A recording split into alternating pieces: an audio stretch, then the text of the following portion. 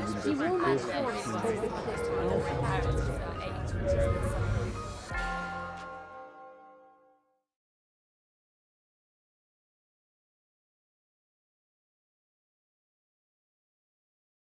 I think everyone's here. Can we start the session? Can we start the session, the moral maze session of the afternoon, which is the last of the plenary sessions of this tremendous conference. Let me just explain very briefly what it is. Many of you will know what the moral maze is because the BBC has a radio program, a popular radio program, which goes out in the evening, which poses a moral question. A question of contemporary morality to a number of witnesses, 3 on each side, and they take differing views, and there's a panel of 4 or 5 people who ask them questions as to what their view means, and then at the end these experts sum up. And that's more or less what we'll do, but we'll do it slightly differently. The witnesses are all former fellows from different countries, and we'll pose them the same question. We have posed them the same question. The proposition is that the media cover politics badly, and the new media are not going to be any better. But they don't have to divide up for and against. They can talk to and should talk to their experience of their own countries and how politics and society are covered by their media. Now we'll call them up one by one. They'll stand over there at the rostrum, and I'll ask them the first question, and then our experts here, whom I'll introduce in a second, will pepper them with questions for about 5 or 7 minutes. And then they'll go back to the seats, and the next one comes up. At the end of that, then it will be your turn to ask them, or indeed the panelists, questions as you wish, until the end of the session, and then we'll have a summing up. Nobody will win. Perhaps somebody will win. Maybe Jean wants to win. Why don't you have a vote at the beginning and a vote at the end? Right.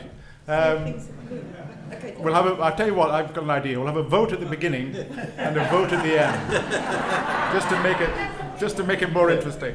Well, to see if opinions change. Right. Thanks very much, Jean. This will make it more exciting. It will make it very exciting because I don't know what we're voting on. I think what we're voting on is the media, and you will refer to both to your country and to other countries, cover politics very badly, and the new media won't be any better. Okay, you got it? So all of these in favor of the motion that your media cover politics very badly, and the new media of the net, social media and so on, won't make it any better. Please raise your hands. I would say, being scientific, about 10. No. Put them up again. Substantially more. There's more now. 4, 5, 6, 7, 8, 9, 10, 11, 12, 13, 14, 15, 16, 17, 18, 19, 20. Right, as I said, about 20. About 10. About 20. Twice 10. Who's counting? He's counting. Who is against the proposition that the media cover politics badly and the new media won't be any better? Put your hand up. And we have a resident counter. Yes. I think that's just north of 30. 30. Okay, well that's a nice round number. 20 to 30. 20 think they are this bad. 30 think it's not so bad. And unless Jean has more ideas, we shall start. And we'll go by strictly by alphabetical order. And the winner of the alphabetical order is somebody who wins on both first and second name. Achte from Finland. Anne.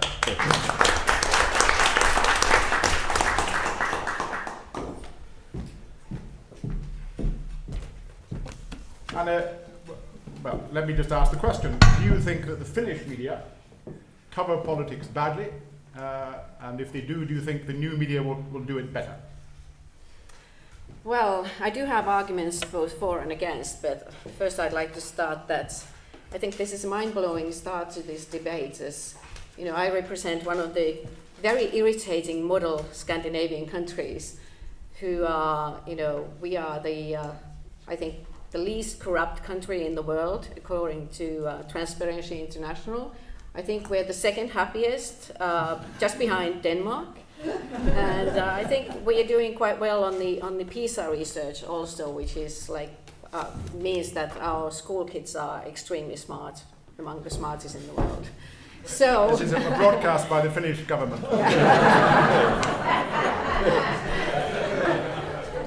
So I'm just trying to say that our journalism issues will probably sound very frivolous to most of you, but I'm glad that I'm able to start, because after that it can only get worse. So, so if I go back to your question, I think basically Finland is no different to other countries in the sense that people are bombarded with news from numerous sources nowadays in Finland too. And this means that in order to get your message across, the piece of news has to be short, simple, and it has to be catchy and interesting. So nobody has the time to listen to complicated explanations. So if politicians answer questions by the media, the journalists demand that the answers be you know, either yes or no, or very short, you know, good sound bites for radio and TV. And in part, this has led to the simplification of complicated political and social issues. I agree. And also because the media business is hectic and getting even more hectic. I mean, there are no deadlines. Instead, journalists have to get their piece of news out as soon as possible. The deadline was actually 2 hours ago. So I think there's a tendency to quote from other media, not verify as well as they used to. So things might get distorted. And also, because the attention span of the audience is getting shorter, I feel that there's probably only one piece of news that's in all media at the same time. So the media concentrates on just one piece of news for several days, and the media machine just grinds on, and sometimes, you know, things get really out of proportion. But this, no, now I'm sounding quite bad. Like your journalism in Finland does have some problems, but having said all this, I really believe journalism can actually be better and get better and be more effective than before. Because, simplification let me stop you there, yeah, okay. Others will draw out some of the other things you wish to say. Who wants to start? Well, I'd just like to ask, what would be... Sorry, I haven't introduced. This is Nick Fraser of Storyville and the BBC. I think, what would be your idea of a really rich and interesting Finnish political scandal? Or is that a contradiction in terms? Well, our political problems are really huge. Like there was a government minister who sent racy text messages to a dancing girl. Ooh. A dancing girl? Yeah. Well, Lots of girls that's the old phrase. Yeah. But Just actually, the media machine. Just dancing? Right. And the media machine ground on and on and on, and finally the government minister had to resign. That's a pretty big scandal. Yeah. Big scandal. Paul Taylor is worked for Reuters and has covered Europe for a long time. Anna, a lot of what you describe obviously is generic to the media everywhere. The tyranny of real time, the lack of resource and time to check, and so on. But specifically Finland, one of the things that strikes me is the emergence of a sort of fairly virulently nationalist party, which has risen quite quickly to be about number 3 in the polls and number 4, I think, in the elections. What role, if any, do you think the media has had in the emergence of the true Finns, and how is the media doing, in your judgment, to hold the true Finns to account? You're glad I asked you that one. Yeah, Actually, I think the emergence of the true Finns, as they are called, I think it's part the fault of the politicians and the media, because I think the media was too complacent and the politicians were too complacent before, and things were not presented in a way that the common person on the street, like we like to call them, would be able to understand. It was all very highbrow, and journalists had trouble admitting that they themselves might not really understand some complicated social issues. So I think it was our own fault, if you think that it's a fault that the true Finns emerged.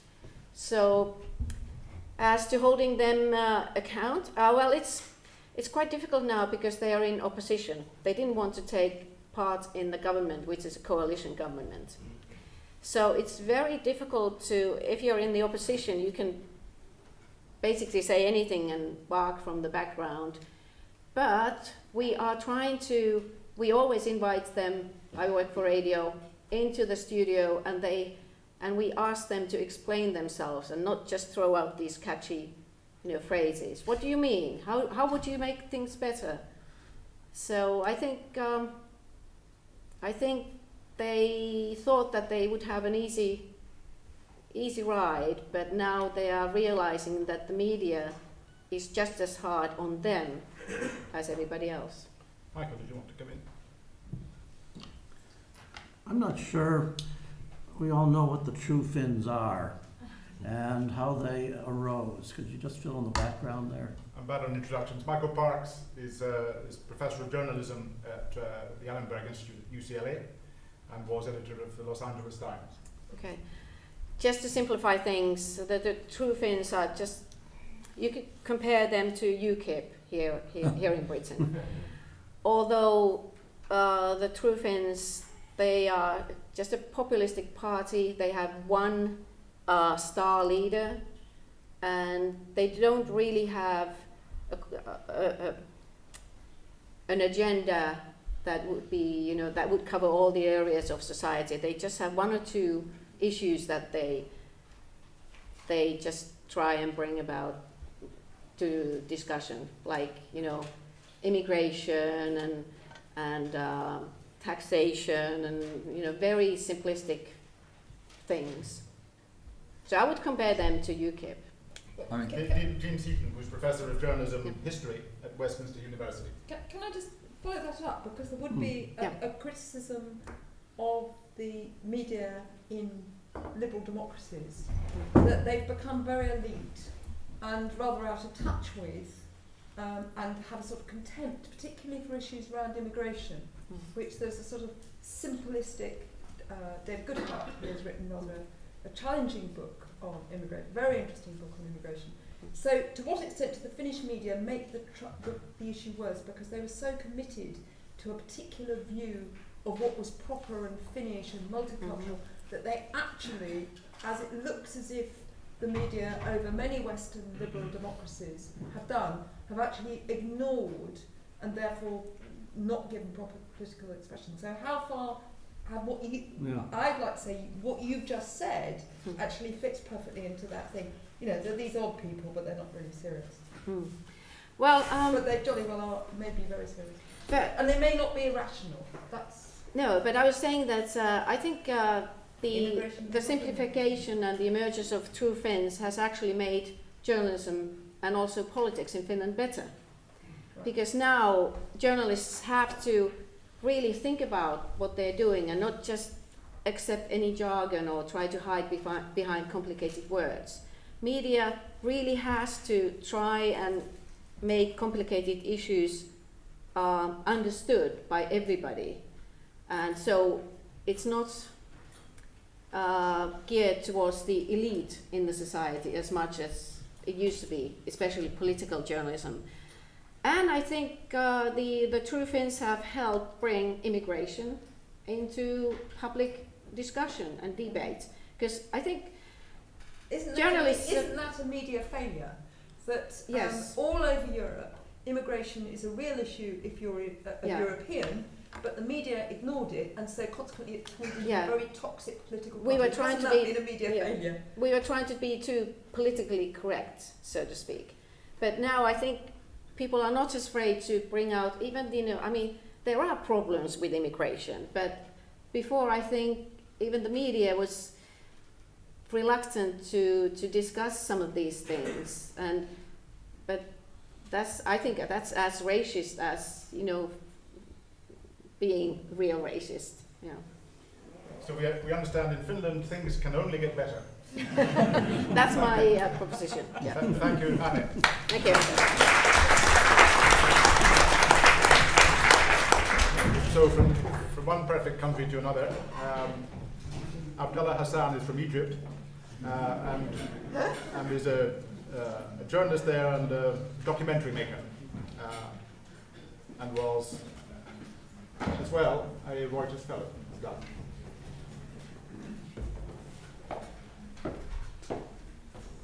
Let me ask you the same question.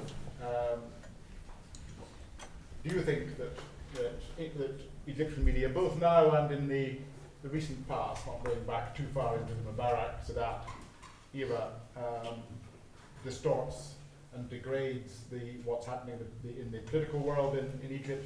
And do you think the new world of social media, the net, so on, will make things better?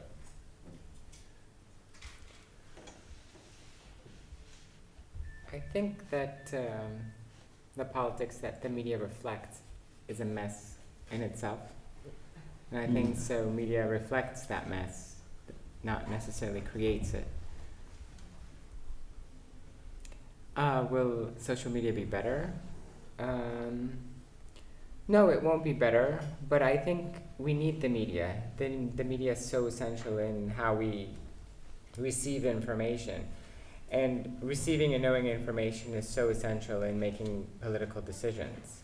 So however good or bad the media is, it's so essential to how political life functions. So I think it's kind of a necessary evil. Who's going to come in first? Nick. I'd like you to try to estimate how important in Egypt traditional media are, which were government control. I don't know much about the history under Mubarak, but how much would you hope in the present circumstances that they would give an accurate picture at all of what's going on in Egypt? In other words, will people have to rely on social media, or will official media, to use probably the wrong word, be at all effective?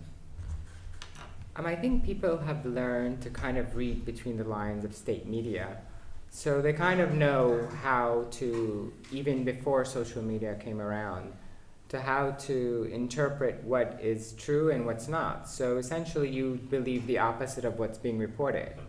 So if it says there's no outbreak of summer diseases, there's a cholera epidemic. So I think that people have become very attuned to kind of knowing how to receive information, also by being very skeptical. And I think that's a kind of a healthy function that they've learned to kind of, in a way, question what the information they receive. So it hasn't been too negative. Or it hasn't, the Egyptians haven't become gullible because of it, just the opposite. They've become very, in a way, conspiratorial. They kind of believe conspiracies because they feel that their media or their state media is not telling the whole truth. Abdalla, I had the privilege to be in Egypt several times this year for about 2 months altogether at different phases of the political crisis.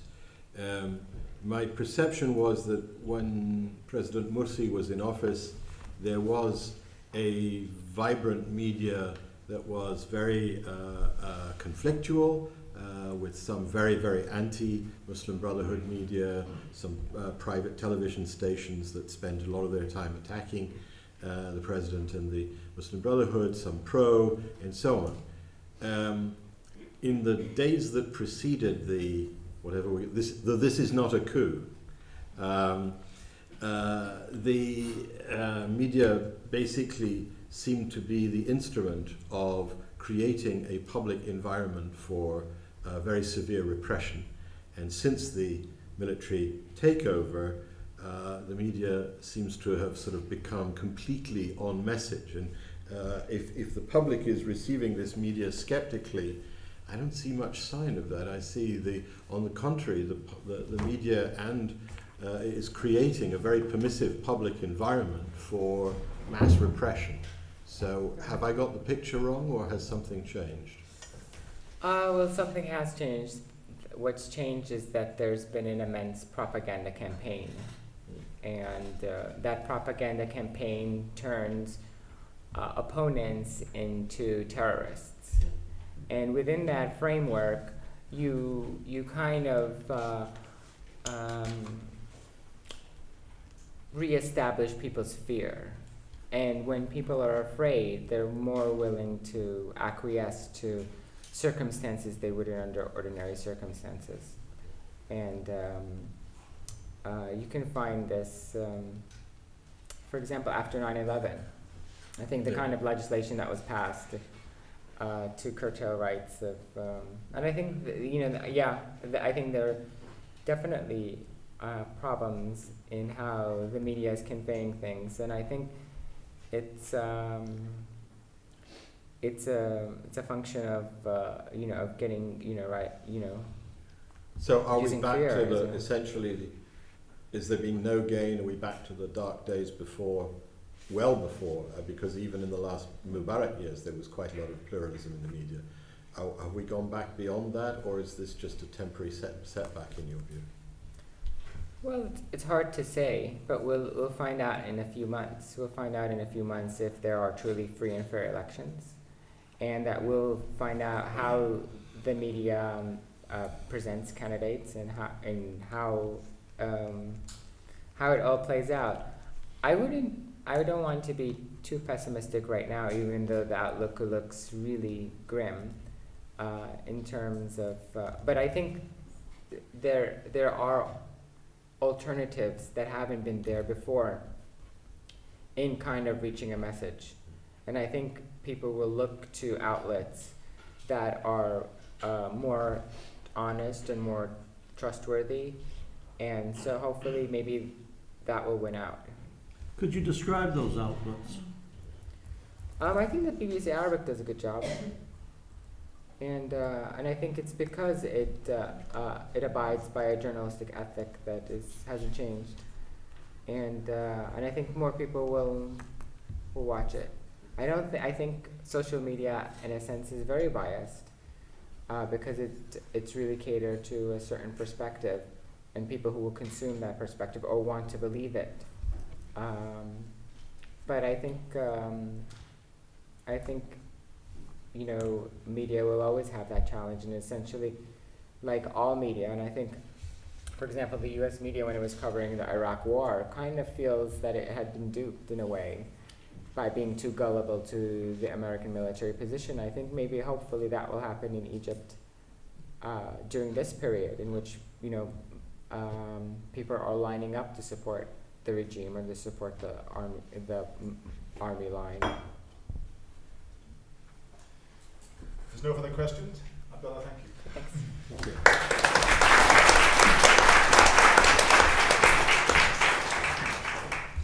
Gabriela Jacomella is next. Gabriela is from Italy. She was a fellow here about 3 years ago. I hope she's going to talk a bit about Italy, because it's always interesting, even now, when he's got a prison sentence, Berlusconi still dominates, and it'd be interesting to hear a little bit about that. But she had worked for several years for Corriere della Sera, and still writes for it, but she left full-time some year or so ago, 2 years ago, and now works in South Sudan, where she is a documentary maker as well as a writer. So Gabriela, same question. Do you think media, either in South Sudan or Italy, or indeed anywhere else, distort already? And do you think the media will be better? Well, John, I know that you would love me to talk about Italy, Yeah. but I also know that my fellows from 2009-2010 were already quite bored with my obsession with Italian politics, So I decided that I would talk about South Sudan instead. Also because I realized that there is quite a small representative of African journalists in this room. So I'm trying to balance the whole thing. And then, of course, we can talk about Italy as well. So, as I said, I used to complain a lot about the way Italian media cover politics. And then I moved to South Sudan.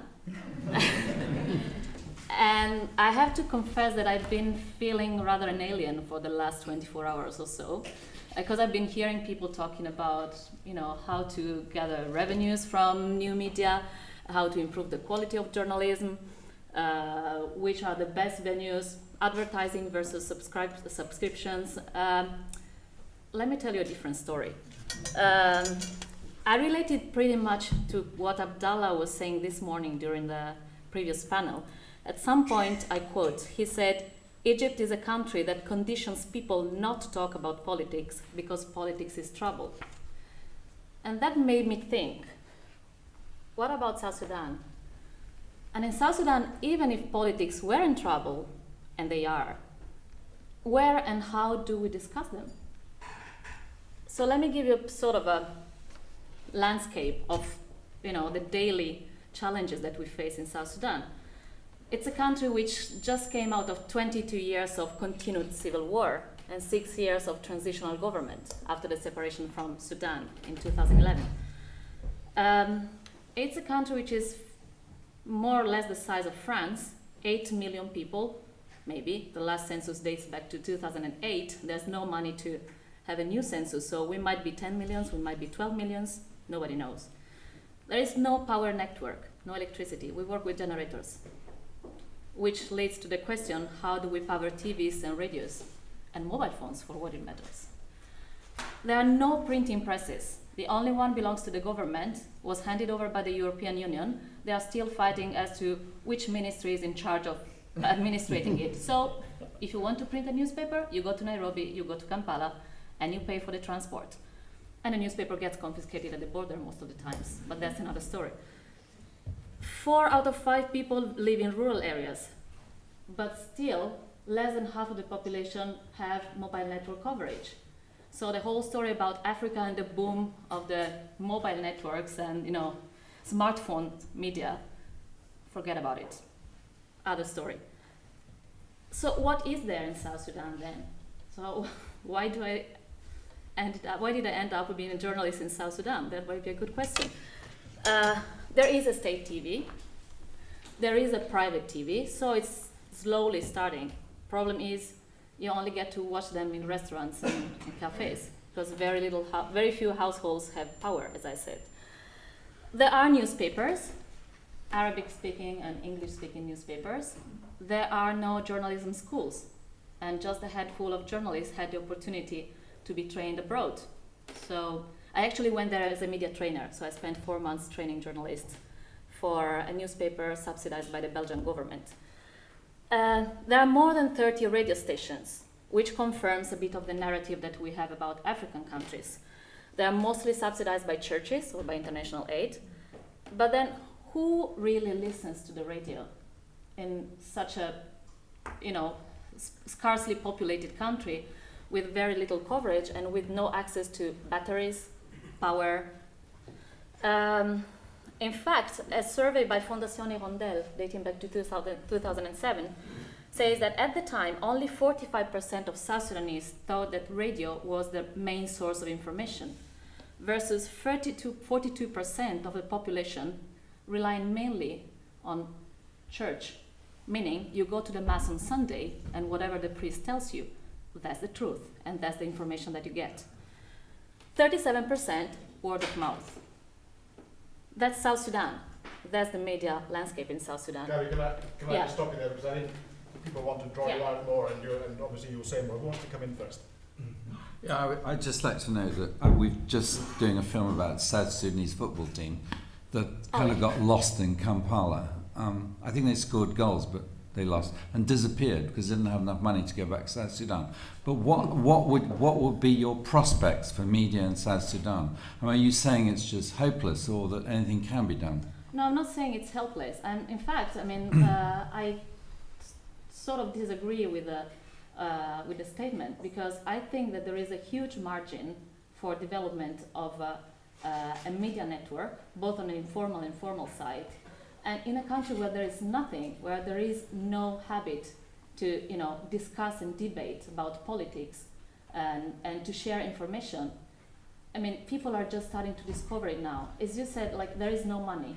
There's a lot of challenges, but there's also a huge hunger and interest and people are starting to develop new ways to confront the ideas. I mean, it's a place where for 22 years people had to flee in the bush. So now the diaspora people are coming back. Social networks are starting to pick up. Of course, the quality of politics and of the debate is very shallow, very aggressive. There is a lot of tribal warfare, but it's a way to start, addressing the issue and to develop a narrative. Forgive me for my very simplistic understanding of South Sudan, but if I've understood anything, it's that the biggest political risk facing South Sudan is the risk that it could go back to war with North Sudan, which never really quite stopped. Given the weakness of the media that you describe, is it possible for there to be any debate of policy towards North Sudan and the risks of war and so on, or is this just completely a taboo issue that can't be discussed? Well, it's true that the possibility of going back into a war situation is quite strong. Although I wouldn't say that the war is, the one against North Sudan. It's the internal war that we are mostly afraid of. Yeah. It is also true that there is a sort of, the government controls pretty much the level of the distribution of information in regards to the relationship with Sudan. Social networks are, the main arena right now for people to express their opinions. You also get arrested for what you write on social networks. So there is, the coin has two sides. But people are getting bolder, braver, and there's a huge diaspora community which contributes from abroad. The main forum is probably Facebook right now, also because it's easier to upload on simple smartphones. We are very careful, both international and national journalists, but there are loopholes you can sort of pass through. And you know perfectly well which are the main topics you don't have to address, but you can take advantage of the fact that there is a sort of a losing approach to side issues. It's a police state, so people try and find ways to address this kind of debates and talks and to bring it forth despite the challenges. What would you do that would stop emergent media just being captured by political and economic forces? So you in a way, you describe, curiously, a rather virtuous place in which these things haven't really yet happened but might. But how would you stop them just being commandeered by money or politics or power? Training.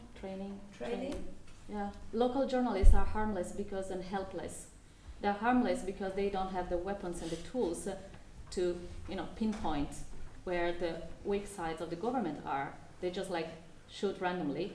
They don't know how to protect themselves. The media bills were approved just a month ago after 3 years debate in the parliament, by a parliament which has no idea whatsoever what the media are. So the only way for the journalists to provide information without being arrested immediately afterwards is to know perfectly well what they're writing about, to become very good fact checkers, which is virtually impossible to do in such an environment unless you have a very good training, behind you. And it's something that in South Sudan is very scantily available. There are a lot of NGOs and international bodies which try to provide it, but it's somehow not coordinated. So that's the main, I think, the main challenge that we face. I want to go back to the taboos. So what do you have to be careful of? Why? And how do you get around it? Me as an Yes. international journalist or local journalist? Local journalists, because you can just be deported. Local journalists, yeah, I mean, so international journalists, the risk that we run is that we get our visas withdrawn, we get kicked out of the country, they confiscate the, cameras or whatever. Local journalists get arrested, they get beaten up, they get killed. And the situation is getting worse, because up until last year, at least this news made it to the international websites. In May, a journalist was killed and another political commentator fled the country, and we just got to know. What are they writing about? What are they commenting on? They're writing about the biggest taboo is the political clash between Dinkas and Nuers, which translates into the current president, Salva Kiir's group, who is a Dinka and who was the deputy commander of John Garang, the late John Garang, during the SPLA, the ruling years, and the former vice president, Riek Machar, who is a Nuer, and who is quite well known in the UK because of his late wife, Emma. Emma's War is the book written by a former Reuters fellow, by the way. So it's a tribal warfare. It's also sort of a geopolitical issue because the Nuer group aligned itself briefly with Bashir's government at some point. That's a big taboo. The Nuers control the army, the Dinkas control the government, the administration. So if you step in between the two groups, you're done. That's probably the biggest taboo in the country. Gabriela, Jacomella, Italy will have to wait. Yes, I think so. But it's less interesting than South Sudan.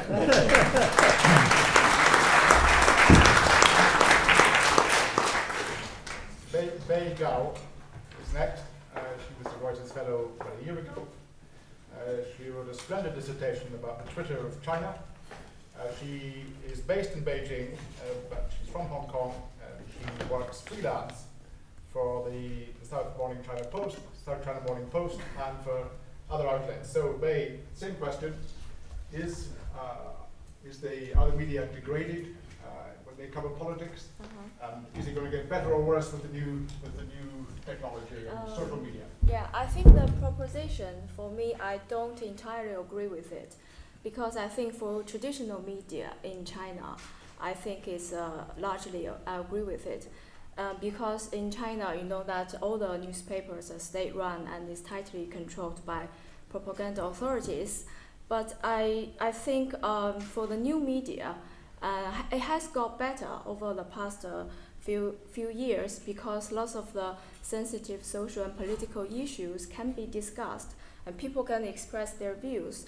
So it has been better, but I think until maybe about a year ago, and the authorities have waken up to the power of social media, and they started launch campaigns to crack down on it. So I think basically right now the situation for new media in China is 3 steps forward, but 2 steps back over the past year. Who's first? Nick, do you want to come in first? Yeah, do you think that Chinese official media are reformable at all? I mean, do you see, in my job, I'm always asked to go and talk to Chinese official media, and I say, well, I prefer to work with independent filmmakers and etc. And there's a very large question, because Chinese official media is spending huge amounts of money to project China's image throughout the world. Yeah. But do you think they're ever capable of changing? I think the authorities are really working hard to boost the soft power outside China. They expanded our news agent, Xinhua News Agency, the official news agency, and China Central Television outside China. But I think the essential question is they can reform the economic, commercial bit of the newspaper, but for the editorial part, they really try to control it even more tightly than a few years ago. Because a few years ago, the investigative journalism in China could actually change and change the public policy. They did make some changes, but lately, lots of investigative journalists quit, and there was a survey done by a professor in China in 2010, and he estimated that there were about less than 300 investigative journalists in China. But right now, he said that maybe the number right now is less than 100.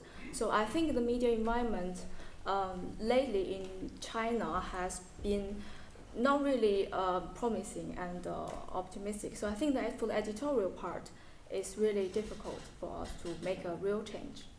Well, Following on from that, obviously, while the official media seems to be ever more tightly controlled, you have this extraordinary phenomenon of microblogs. Yes. What strikes me is how often the microblogs seem to come across verified information that actually changes the political debate, embarrasses the government, and so on. First of all, I mean, a learning question. How is that done in such a tightly controlled society? I mean, I remember my Reuters colleague, television colleague, telling me that he would tell nobody in his office where he was going. He would get up in the morning and go to cover some place where he was told there might be a demonstration. Yes. And sure enough, his secret police shadow would be there saying, "Hello, Mark, fancy seeing you here." You got the news before the journalist sometimes. Yeah. And yet, bubbling up through these microblogs seems to be an enormous amount of verified, embarrassing information. Yeah. I think because in China the technology advances and the authorities try to come up with a solution to control it. Like 3 years ago, the Weibo is meaning the most popular microblogging platform. It gathered momentum, and the authorities reacted to it maybe a year later. So during that time, lots of people started to post lots of things, and petitioners, they sign up accounts, and then they got attention from the journalists and got their stories published. And for instance, I can give you an example, is the China's deadly high-speed train crash in 2011. And during that case, I think the 40-something people were killed and the 90 people were injured. So, and a little girl was almost buried alive in one of the carriages, and it was circulated online really quickly, got a really trigger online outcry.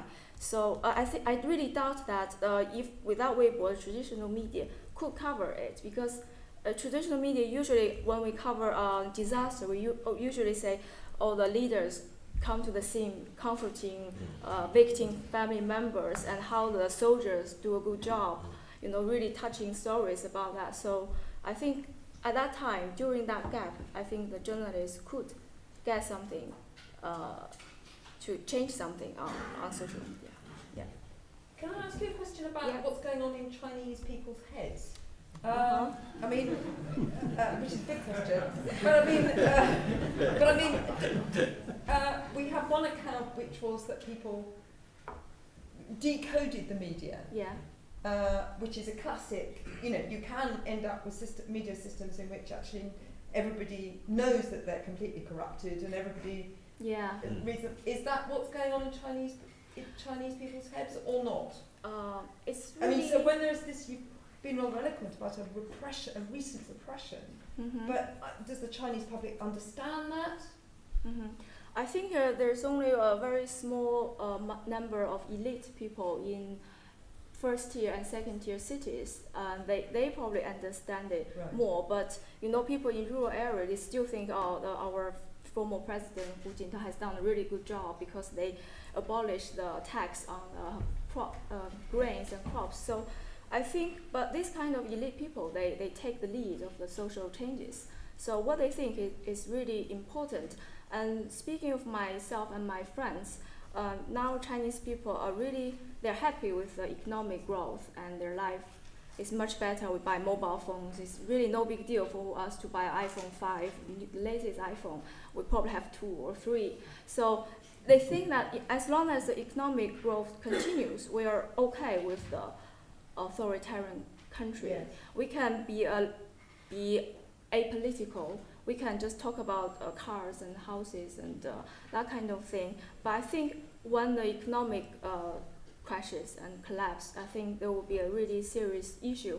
As what I have said many times, that you log on Weibo, you think the revolution is around the corner because so much negative news.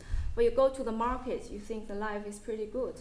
So it is like two aspects of the life in China. You really have to consider it, to consider both sides.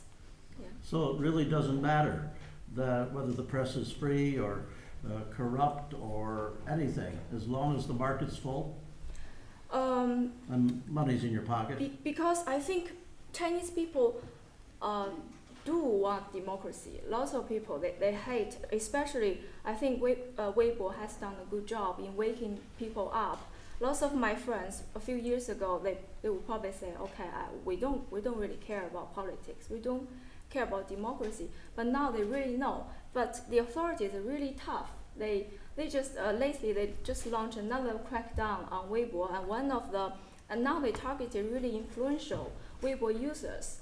They have really liberal views. One of the cases is that they detained venture capitalist Chao Xue, who is American Chinese, and he was detained for sleeping with prostitutes. And it's really unusual to see him apologize on China Central Television, 7 p.m. evening news.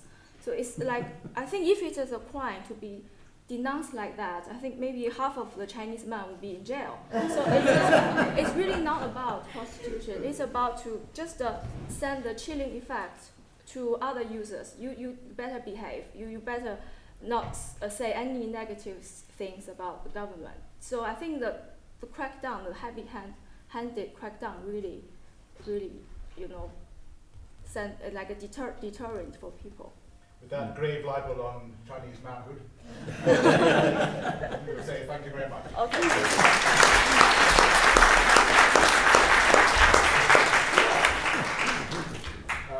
Hrvoje Krešić, who's next, is from Croatia, which has recently moved into Europe. He is a television reporter who specializes in business and economics. Hrvoje, you know the question? Yes, what I do. What do you think about it? Well, Croatian journalism, coarsens, definitely simplifies and distorts Croatian politics with huge help of Croatian politics. And the new journalism won't be any better because most of the legacy or the old-fashioned media basically own the web pages, the web portals. Maybe there are one or two who are independent and they are trying to be critical and maybe different, but most of the time, they don't do stories using their head, they do stories using their guts, feeling that something is right or wrong without too many fact-checking. It should be also said that Croatia is, for the 5th year now, in recession, which heavily influences the market, the journalism market in Croatia. Journalists are being cut off, put off. News offices are being are becoming increasingly smaller, and in that atmosphere, people who are dedicated to a specific sector are a very, very rare thing to find. Let me just give you one example. Croatia is one half of Croatia is basically the beautiful coast and tourism. The other half is the vast, potentially very productive fields who 2 decades ago, 3 decades ago used to feed whole Yugoslavia and export food outside Croatia, outside Yugoslavia. Now they are completely rotten. There isn't a single journalist in Croatia who is following agricultural policy in relationship between Croatia and the European Union, and there isn't a single journalist in Croatia who would be able to say what are the 3 or 5 key specific points in agricultural policy of the European Union at this point.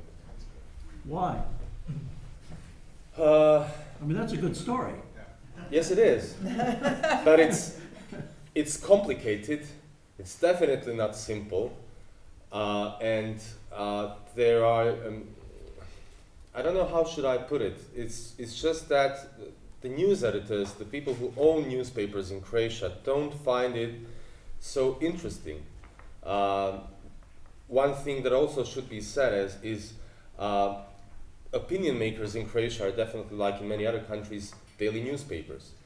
People who own daily newspapers are usually, their core business is not media or communications. They are either real estate owners or have other industries, and they tend to do their journalistic job the way the current government or some other influential player in the business field wants them to do. If they want to do business, if they want to keep their daily newspapers alive, at a minimum point, they just have to sell as simple as possible while doing these other nasty things. But the collapse of agriculture in Croatia and the decline of the rural economy has to have huge implications for the country and its recovery. It does, and the elite who is basically making newspapers, who is sitting in newsrooms, are young urban fellows of 30-something who have never seen a cow. And they just don't understand how big and important story that is. Yeah, I'd like you to imagine that I'm George Soros and I'm giving you an unlimited amount of money to promote journalism in Croatia. Would you spend the money on creating an impeccable news service designed by John Lloyd? Would you create satire of such a scabrous and aggressive sort that it would disgrace everyone of the Croatian elite? Or thirdly, would you simply hire some hitmen to assassinate them all? How long can I think about it? Or just indulge in my fantasies? I would probably do the first. Just because of John Lloyd, of course. Croatia once had a really brilliant public broadcaster. It doesn't have it anymore. And that's a big issue. People who used to work there left, basically fled. The public broadcaster was basically put into... people who used to work for the public broadcaster started struggling between themselves, organizing themselves in different clans, and caring about everything but for the news and the public interest. Was this in Yugoslav times or? No, this was in last 20 years. I mean, political during the Yugoslav wars, especially the war in Croatia, politicians, especially late Franjo Tuđman and the clique around him, influenced media immensely, and by doing that, destroyed public broadcaster who was voting for the nationalist cause. You've been terribly hard on yourselves as Croatian media, and I just wondered if there are any mitigating sort of stories. I mean, you've had a prime minister who's been arrested and convicted of corruption. You've had a country which to some extent has broken with its nationalist past, elected a distinguished president who has done a lot to sort of try and overcome the nationalist legacy and so on. Has the media had no role in achieving any of these things? Have these happened despite a supine and corrupt media, or what? Croatian media has had its role, and it hasn't been small. And Croatian media has moved forward, if you look at the previous 10, 15, 20 years. But in regard to both of these cases, former Prime Minister, who ended up where he ended, he was. It seems today that he was a scapegoat, because it's impossible that with corruption of such scope, he was the only one involved. And we haven't really followed all the guys around him. It's the tricky issue with benchmarks that we had to fulfill for entering European Union is that we fulfill them. Yeah. It's a benchmark, and then that's the end. Back to our distinguished president. Yes, he is a beautiful, wonderful man who wonderfully plays piano and speaks English. But he also has had several really nasty affairs that were never looked up until the very end. He set up a fund for intellectual property for people who are composing popular or any other music in Croatia. And it's very doubtful. There have been some really tricky questions on whether all the money that was that ended up in the fund had anything to do with him, and was it taken illegal? And so there were doubts. Nobody actually wanted to see what is the greater truth after, behind it all, because nobody was given the chance to do that. I'm now talking about mainstream media, public broadcast newspapers, not some small web pages. Nobody was given a chance to do that and nothing else but that for longer than one day. What media are most hopeful? I mean, you feel quite hopeful. So there must be other people like you. So which media actually have some purchase both on the politics and on the public mind? Of course, I might be biased because I'm working on a private TV station, but I would bet on private TVs who are superficial, but they are not influenced by politicians. They are influenced by some advertisers, but as long as there's still recession, and I mean, my TV station, we only have half an hour of news program a day, and that's basically it. Are you advocating recession as a way of keeping the media purer? No. I misunderstood that sentence. I was trying to say that as long as the recession is still there, the advertising market and the market itself, TV market, is shrinking by year on 10% basis. Does that mean it's nobody wants easier? To? Nobody's less people are trying to corrupt you. Is that what you're saying? No, I'm trying to say that nobody wants to give you money to. My TV company doesn't have any money to make any documentary show and trying to investigate something further than what we are doing today. Okay, thank you.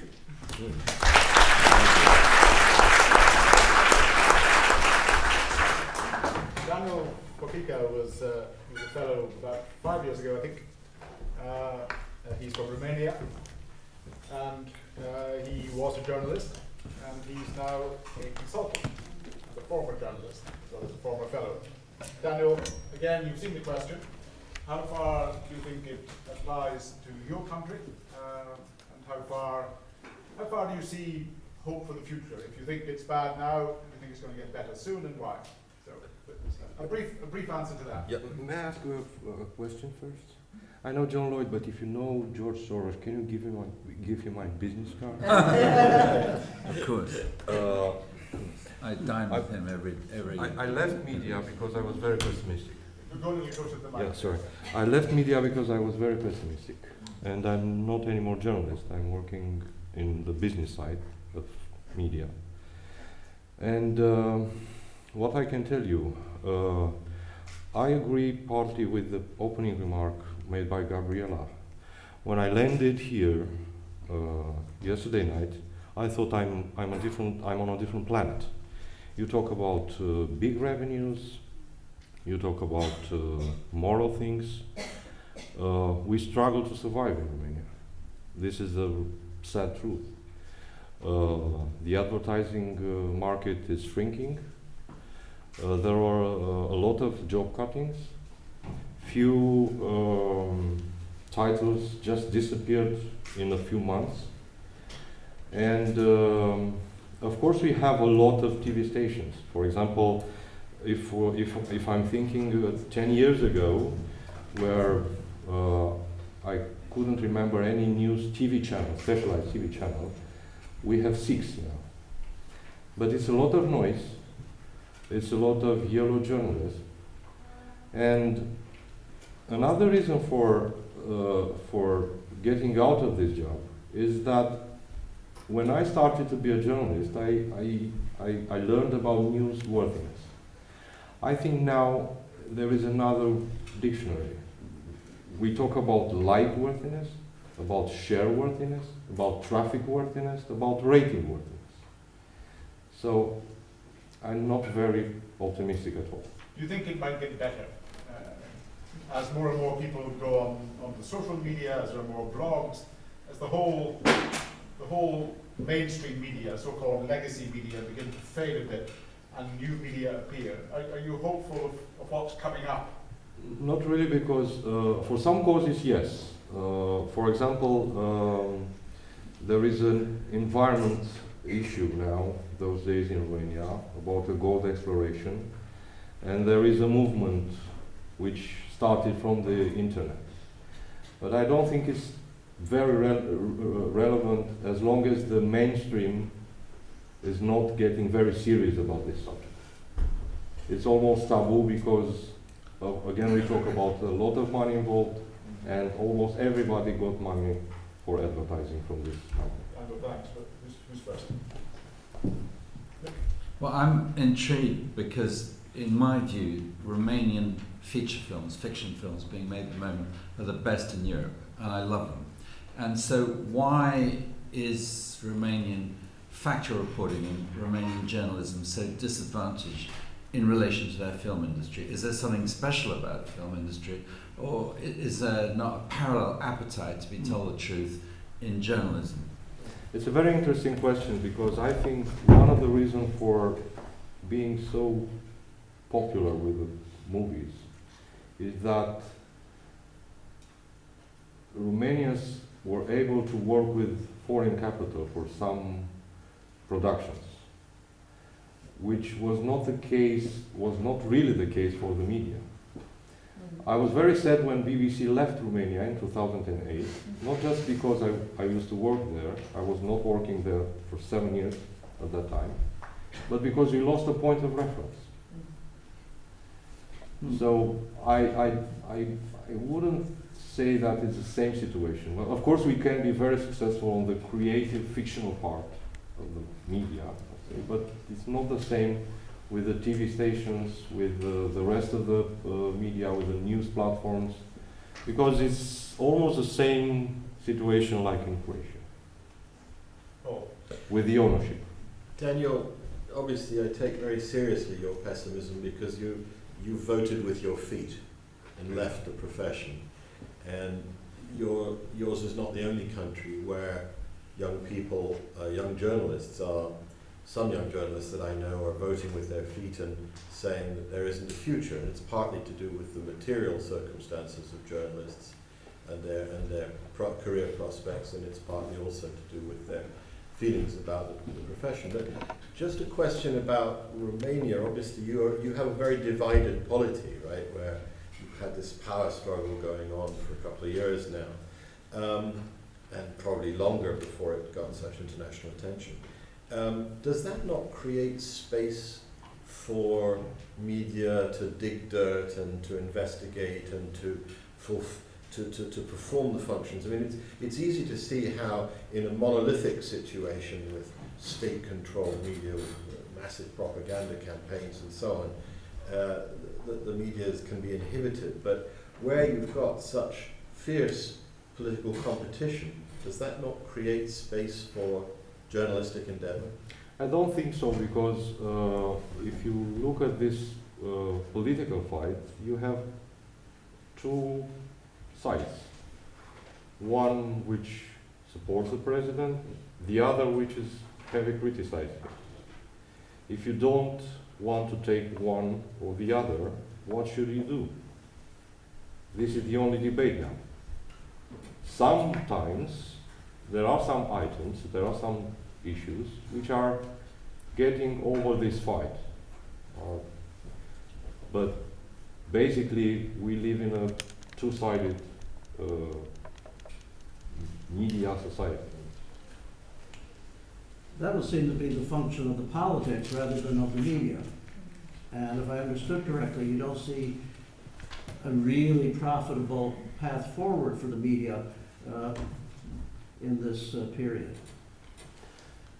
Not really, because when you see the figures, and being a consultant, I'm getting more and more closer to the business, to the intimate business side of some media outlets.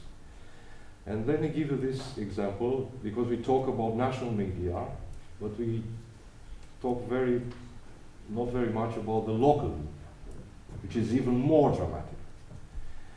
For a local newspaper, $10,000 a month losses is the difference between being this year and not being anymore the next year. this is the amounts about we are talking when this is the amount we are talking about when we talk about economics and advertising and so on. You mean they're losing $10,000 a month? Yes. And are going to be out of business next year? Yeah. Can I ask just a question? About the way in which corruption works in Romania. I mean, aren't the people? Does corruption? Is there more corruption? Do firms want to buy coverage? Don't they want to spend money on the media? I mean, that's not a happy prospect, but isn't that on the up? Or is it on the up? If you are looking at different studies, then you can see that Romania is not less corrupt than 4 years ago. No, but if you are looking, for example, there is a recent study released in mid-August, I think, which measured the public trust. And the National Department for Anti-Corruption Fighting and 2 intelligence agencies are holding more trust than Parliament and political parties. So, and presumably the media.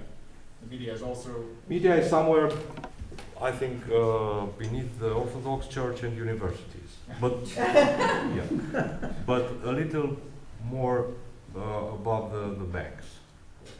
Well, that's better than here. So, Daniel, thanks very much. Thank you very much. Last but certainly not least, from soon to be the world's biggest country, Arijit Sen, who was a fellow here a couple of years ago, is a prize-winning TV journalist, works for CNN IBN in the northeast of India. Arijit, you know the score? How would you score it? Well, it's very difficult to it's a very complex question for me to answer. I would like to believe that in India it doesn't coarsen, simplify or distort politics. But why it's difficult to answer is because there are 94,000 publications in India. It's the world's largest newspaper market, 850 television channels, out of which more than 400 news and current affair television channels, 300 FM radio stations. So it's as diverse as it gets. So to actually pinpoint and say who is actually being true to journalism is very difficult. At the same time, what is really worrying is that I think journalism ownership that's coarsening, simplifying, and distorting politics. And that ownership game is being played out at a very complex level. It's a game that is being played out between various corporations, politicians, and also, unfortunately, journalists are also in this. And to contradict myself, at the same time, there is a lot of good journalism that is happening. And that good journalism is also exposing such corruption. So it's very difficult to position myself. If you're talking about new journalism, that won't be any better. I think it's too early to say about India, because the reach of new journalism, the way we are talking about new journalism here in Oxford, in India, it's very, very different. Not that to say that people are not into new journalism. There are websites which are good websites and which would do their own bit. But unfortunately, there is this aspect of journalism ownership which is casting its shadow on the journalism which is happening in India. How in India what would you do to make the media that were accurate and truthful stand out against the great noise and screaming that's going on? There is a lot of accuracy, there is a lot of truthfulness also, but that stands out all the time. If you're asking me that, how does it sort of counter what's happening, the ownership? Is that what you're asking me? Yes. Well, it depends also on the top editorial. How much self-censorship an editor would impose on herself or himself. How much of a distance an editor would make from the corporate ownership, and to sort of go back to the basic question of a thin line between editorial and management. So that thin line just doesn't exist anymore to a large extent. And I think that's playing havoc with the way at least some of the big television channels, some of the big newspapers are functioning. It's also cutting into reporting budgets. It's also completely erasing specialization. So if there's a journalist who has some kind of a specialization, who's been working on a certain beat or a certain region, that journalist, it's easy for an organization to say that, okay, fine, we don't need him because he costs us a lot of money. It's better to get someone with a lot of more energy who wouldn't question what we are doing and just do what needs to be done. Arijit, you talked about reputable, good journalism that is exposing corruption. Is there reputable, good journalism that is challenging nationalism and the jingoistic tone of a lot of India's public discourse? That's a very good question. That's a very good question because there's the Indian Parliamentary Standing Committee. It came out with a report in 2013, May 2013, in which it pointed out to the Gujarat elections of 2012, and it was found out that there were 126 cases in which politicians actually influenced the media, and out of which 61 cases were proven, and at least the politicians agreed that they were in part of it. So paid news is one aspect which is integral to what you call jingoism, media jingoism, especially the divide coming up more in the open with elections coming up in India, general elections coming up in India. So that's something which unfortunately in bits and parts depends on certain papers which are countering it, but it is something which is a case of huge concern, if that answers your question. I'm trying to get a sense of the scale of what you call the problem of journalism and ownership. In this country, if you were talking to foreigners, it'd be very easy to talk about that. You'd talk about, presumably, the Murdoch press. But could you give an example of some egregious and excessive instance of what you're talking about? Excessive instances of journalism ownership actually influencing the news. It comes in the form of editorializing news. It comes in the form of when you're covering politics, or it comes in the form of when you're sort of, how much would you push a story?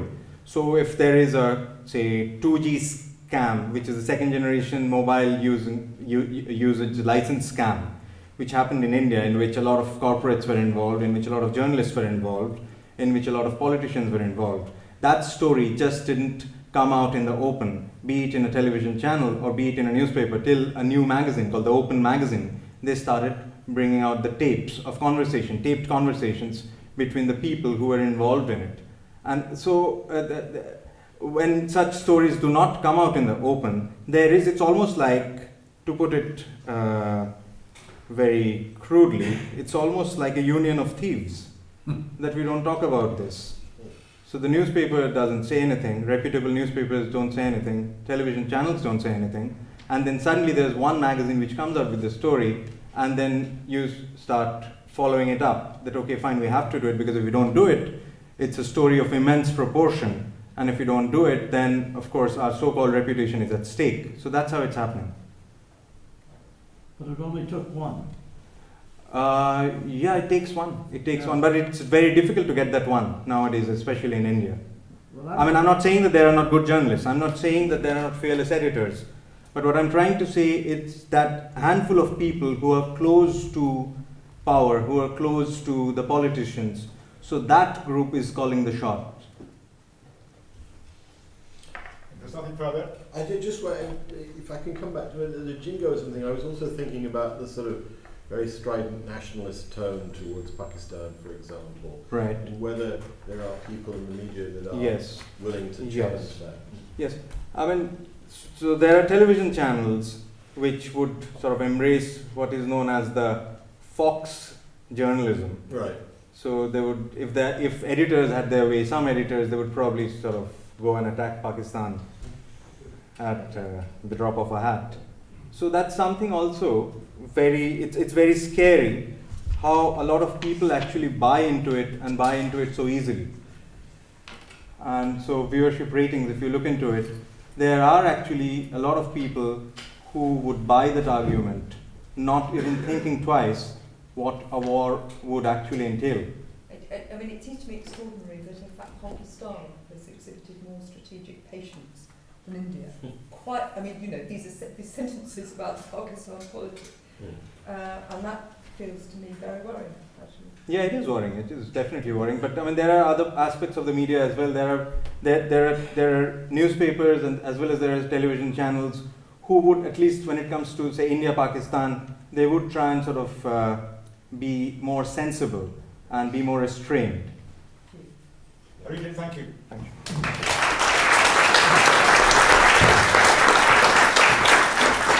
Well, this has been a wholly fascinating afternoon, and it's gone on a bit, and there is a next session. For those of you who wish to go, please do, but I'd like most people to stay. The next session is talking about our future, which is important to us, what we should be doing, what we, the Reuters Institute, should be doing, what kind of things we should be researching, and that'll be in the press room. So those of you dying to go, do go, but those of you dying to stay, please stay. And let's listen to the summing up, and then we will have the Seaton vote as to who has changed their minds on the motion. So let me turn to you, panel, and to sum up. Paul, well, what have you made of this? I think we've heard lots of examples of ways in which journalism distorts politics, degrades politics, and so on. But I think that despite all of the, quite a lot of gloom that we've heard, there are rays of hope. And I think that, to me, Jiao's intervention gives us the greatest ray of hope. And if China is a source for hope about the future of journalism and the new journalism being better than the old journalism, then that is the saving grace to me. So I'll leave it there. Nick. I've had such a great time. I think, in shorthand, my view is that despite differences of conditions throughout the world, there is a kind of utopian notion that I've heard about the press, and it rests on two things. Firstly, you should be ribald and aggressive in the pursuit of scoundrels, and contrary to the resolution, I don't believe that the politicians require the press to bring them down and humiliate them. They do a very good job of it anyway. The second thing is, so I think we need much more satire, and by that I also mean the kind of aggressive pursuit of scoundrels that you find in China in new media. I think that's absolutely great. The other thing, plainly, we need that is much more difficult is I think a sort of absolute bare bones attention to objective, factual media. I think we've drifted off a lot of that in the past years, and what people are talking about is that they require truth, they require accuracy, and these are the two best things to have. So in my utopia, my Reuters Institute utopia, these things will be mysteriously imbalanced, and those are the only things that can make the world better, but working together. I found this very sobering. Those of us who live in countries that have a fairly robust press tend to forget how long it took to get there and what it took to do it. And we take for granted the role that the news media should play in promoting civic engagement and political engagement. So that's one thing I took away. But I also came up of this discussion moderately optimistic. 94,000 publications in India is amazing. 850 television stations, half of which have news teams, is amazing. And I actually look at Weibo as a great deal of progress from the Dazabao, that we saw in the 1970s being ripped off democracy wall. People went to jail for little things like this. Now, they still go to jail, but they can start movements. So, moderately optimistic. And I also come back to it, this makes me sound like I'm from the Chicago School of Economics. People tend to get the press and the governments that they work for.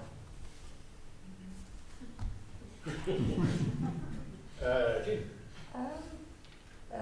Well, I just thought it was a completely riveting afternoon, actually, and we so I'd really like to thank all of the fellows, and I'm sure there are, another 100 stories out there.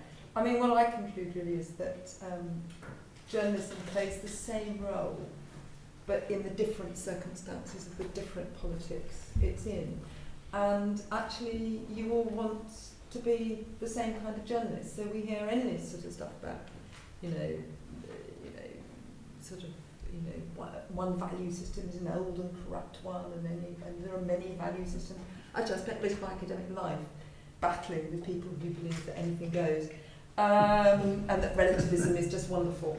And actually, what was shining out of all of this, absolutely sort of crystal shining, really, was that actually journalism as an activity, whether it's done better or worse, is something that people can imagine how it should be done. And it's that, imagined ambition.